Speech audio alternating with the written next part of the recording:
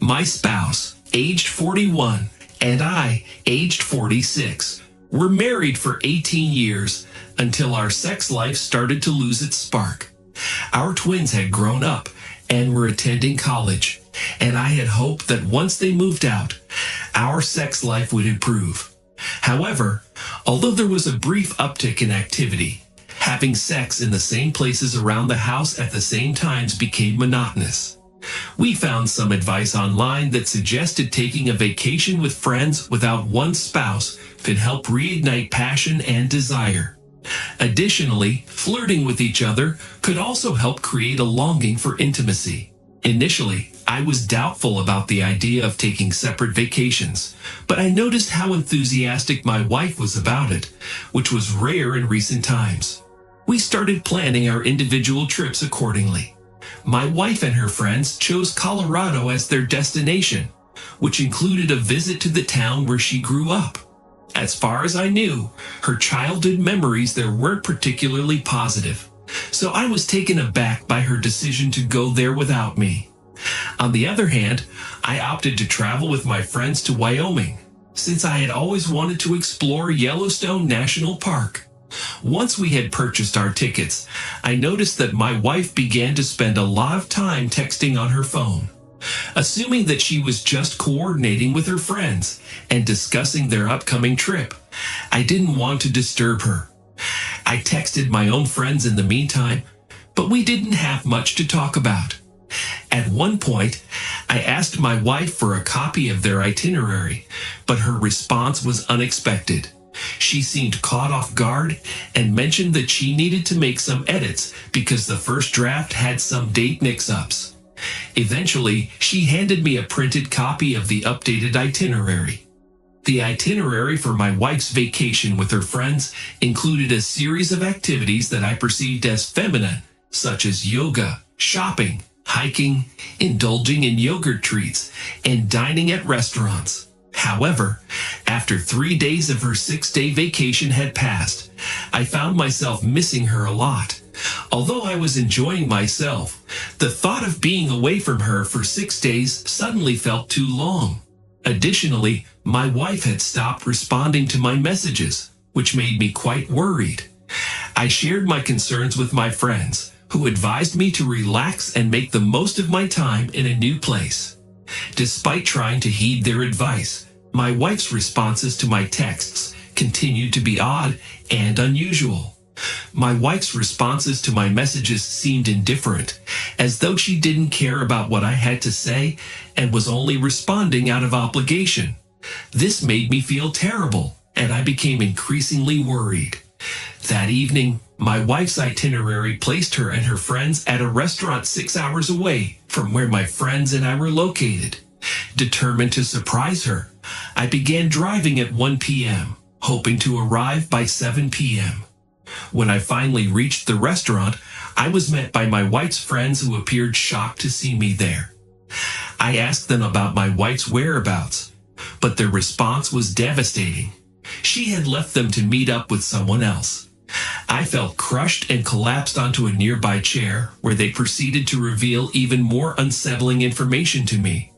According to her friends, my wife had been on her phone until the morning when she left without waking anyone up. She had only sent them a message saying she wouldn't be back until late that day. When I asked her friends if she had mentioned anything else about who she was meeting or where she was going, one of them handed me a small slip of paper. She explained that my wife had given it to her for safety reasons in case she didn't return on time for their flight home. My wife had instructed her friend not to tell anyone, especially not me, about where she was going. The slip of paper contained an address. Since I had shown up unexpectedly and expressed my concern, my wife's friend was persuaded to tell me the truth about the slip of paper. I thanked her for the information and quickly went to my car. The friend, named Jade, caught up to me and asked if she could come along. I agreed, as I needed someone else to help balance out my panic. During the drive, Jade shared information about her family, hobbies, and work, which helped distract me. However, As we arrived at the address written on the slip of paper, my worry resurfaced. It was a house, and although there were no cars in the driveway at 8 p.m., I couldn't shake my unease. Then, just before 9 p.m., a car pulled into the driveway. As the driver's seat emptied, my wife emerged from the passenger side. I stepped out of the vehicle with Jade in tow and called out, "Hey, honey." My wife jumped, turning towards me with a shocked expression. Her mouth hung agape as she demanded to know why I was there and why I was with Jade. I explained that she was there for emotional support, as I was unsure of what I might find. Turning to the unfamiliar man, I asked him who he was. He boldly declared himself to be my wife's lifelong friend and new lover. Enraged, I punched him in the face. My wife screamed and rushed to his defense. My wife yelled out that the man didn't know we were married. I retorted, asking whose fault that was. She confessed that she deliberately kept it from him.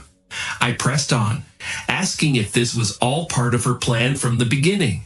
She refused to answer, and even had the audacity to tell me that I shouldn't have come. She then turned to Jade and accused her of being a snitch. I interjected, explaining that Jade only told me because she shared my concern for my wife's well-being. After all, I had driven 6 hours to find her. This trip was intended to rekindle our intimacy and give my wife an opportunity to miss me while reminiscing about our relationship. Instead, she used this time to meet up with a man from her past. I informed my wife that she was no longer welcome at our home and that our relationship was over. I had trusted her to be loyal and used this time to strengthen our bond, but instead she chose to destroy it. I was in disbelief. As I ranted, her audacious lover began to curse at Jade and me, demanding that we leave. He urged my wife to go inside. She made eye contact with me for a mere 4 seconds before apologizing and following him into the house. In just 4 seconds, my wife had made the decision to abandon our 18-year relationship, leaving me standing in another man's yard. I returned to the car with Jade and headed back to the restaurant. She expressed her regret for what had happened and offered to keep me company when I got home, to which I graciously accepted. Once she returned to her car, I embarked on a long drive home. I called my twin sons and close male friends to inform them of what had happened. They offered their unwavering sympathy and support during my time of need.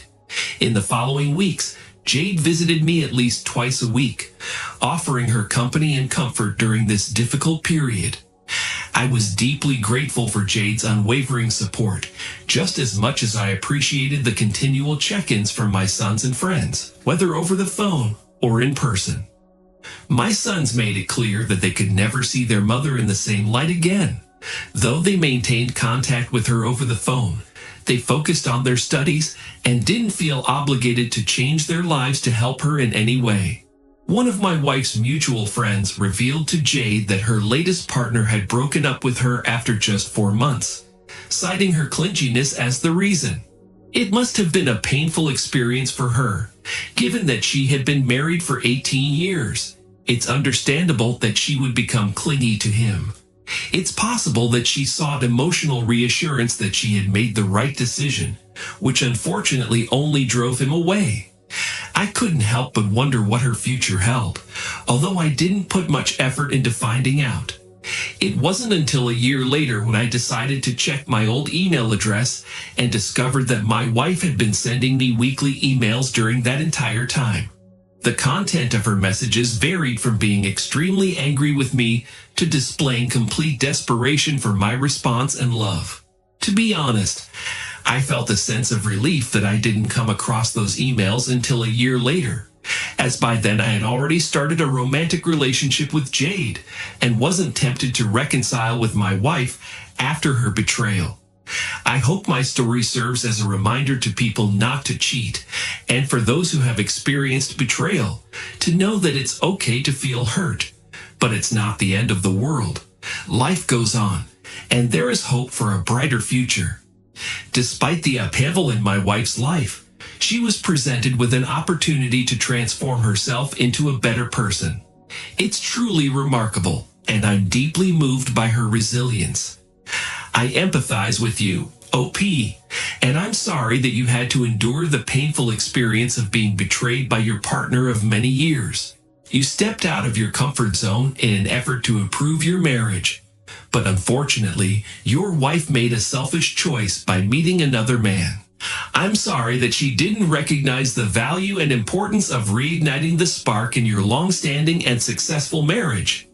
The woman made a heartbreaking decision to abandon the man she had spent 18 years with and who was the father of her children, all for a fleeting romance that lasted just 4 months. It's a cautionary tale for everyone. Please do not make the same mistake. Perhaps she shared with App her story of feeling unfulfilled in her sex life and mentioned that she would be in town for a few days. To App, it might have seemed like an opportunity to have sex without any commitment. We can only speculate on what promises he made, but it appears that as soon as she left her long-term partner for him, he proved to be incapable of providing her with the stability she had grown accustomed to. The key takeaway from this situation is to avoid engaging in sexual activity with anyone who is not your long-term partner. Sex is meant to be a special expression of love and commitment, but when it occurs with the wrong person or at the wrong time, it can lead to trouble. Instead of seeking external sources of excitement, the best way to add some spark to your relationship with your long-term partner is through communication. Try exploring new ways to express your desires and fantasies in a sexy and unexpected way. Pay attention to what your partner enjoys and become selflessly dedicated to fulfilling their needs. By doing so, you may surprise yourselves and rekindle the passion in your relationship. If you're unsure of what to say, consider asking for clarification or let them know that you'd like to explore some new topics during your pillow talk. Thank you for sharing your story. Now let me dive into the second story of the day. It revolves around a life-changing event that I experienced. It all began when I received a phone call during my workday. At the time, my wife was 27 years old, and we had been married for 6 years. She had been searching for a job for a year, but had only been able to earn a small income through her Etsy store where she sold her handmade crafts. I never wanted to pressure or coerce my wife into taking a job she despised. She had already endured a difficult childhood, and my main priority was to encourage and provide her with a sense of security. Our relationship felt great to me, although she would sometimes become depressed, likely due to the painful memories of her past. I made an effort to check in with her daily and ask what was weighing on her mind. However, more often than not, she would remain silent. And on this specific day, while I was at work, I received a call from the police. The call was from the police department of the neighboring county, and I was perplexed when I received it. The officer informed me that they had no other option but to detain my wife that day. Naturally, I was in a state of panic and demanded to know what had happened. According to the officer, they had received multiple reports about a woman who had set a car on fire in a residential area.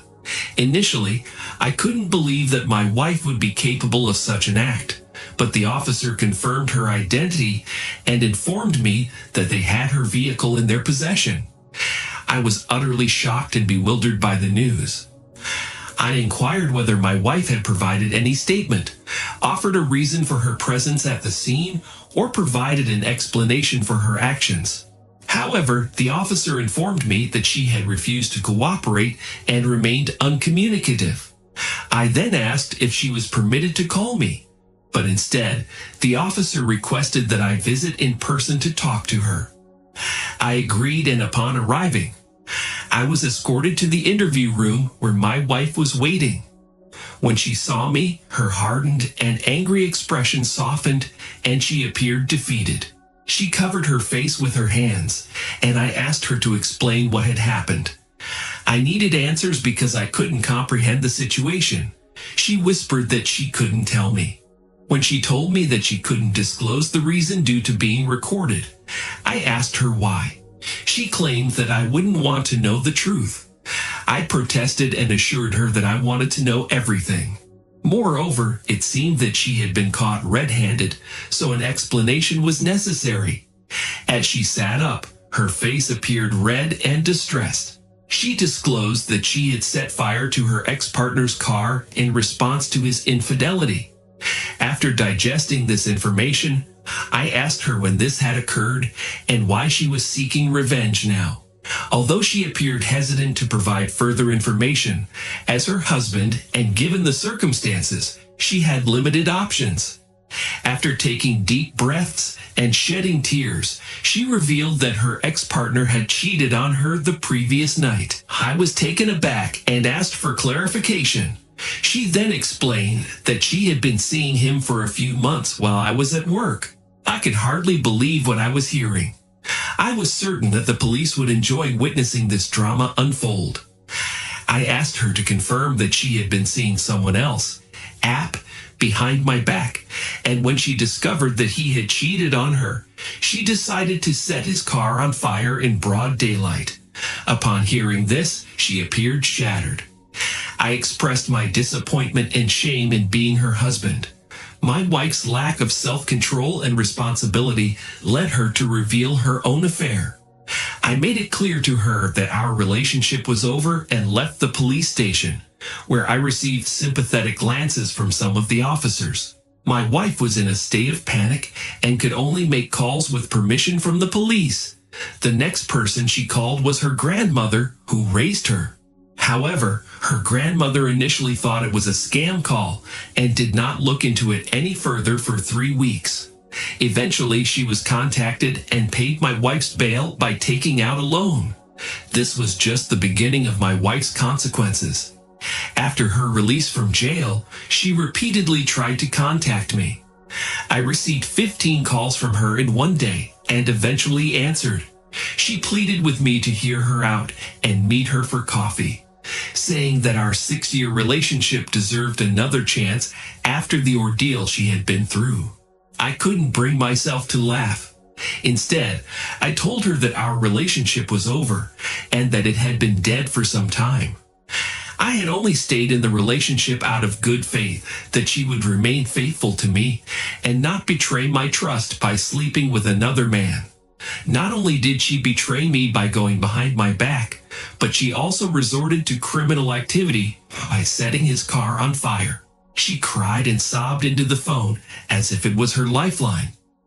I reminded her that it was her decision to deceive me and that the truth always has a way of coming out. I was fortunate that her foolish actions exposed her wrongdoing. I wished her luck in her future endeavors, but she begged me not to hang up. Despite her pleas, I ended the call. 4 months later, her aunt contacted me. She contacted me and requested permission to retrieve my ex's belongings using a truck. I agreed, and she informed me that my ex's grandmother had passed away and her house was in foreclosure. As a result, my ex was moving in with her, and I would finally be rid of her subpar belongings from my house.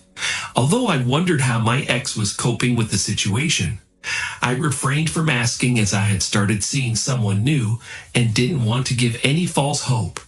I hope my experience serves as a lesson to everyone not to betray their partner by cheating. 2 things helped me cope with this challenging situation the most. The first was making a daily exercise routine a priority. Although I didn't feel like doing it initially, I pushed myself to exercise until I could feel the burn. This helped me release built-up anger, feel more energetic, and improve my outlook. Instead of feeling down, I felt positive and capable. The second thing I did was prioritize self-care by doing things I enjoyed. Most of the time, I listened to music and danced to uplift my mood. At other times, I engaged in activities such as reading, watching TV, drawing, playing music, or going for a walk to take care of myself. I am deeply sorry to hear about your experience, OP. It must have been incredibly shocking to discover that your wife had been unfaithful for months and was arrested for setting a car on fire. It's a painful reminder that sometimes spouses cannot control or anticipate their partner's actions. Despite feeling like you know someone well, they may be struggling with hidden pain and emotions that can manifest in unpredictable ways. If something like this happens to you, please do not blame yourself. You cannot possibly control or anticipate someone else's thoughts or actions. More importantly, their disregard for you and the consequences of their actions does not determine your self-worth. It simply means that they were dealing with unresolved pain and emotions that they did not know how to handle, leading to poor decision-making. As humans, we are all a combination of different faculties working together, and allowing something that is ultimately insignificant to influence how we treat others is a mistake that can have a significant impact. I wish you all the best in life. Thank you all for taking the time to listen to today's stories. If you enjoyed listening, please feel free to like and subscribe if you haven't already. Also, comment below with your thoughts on what happened. Take care.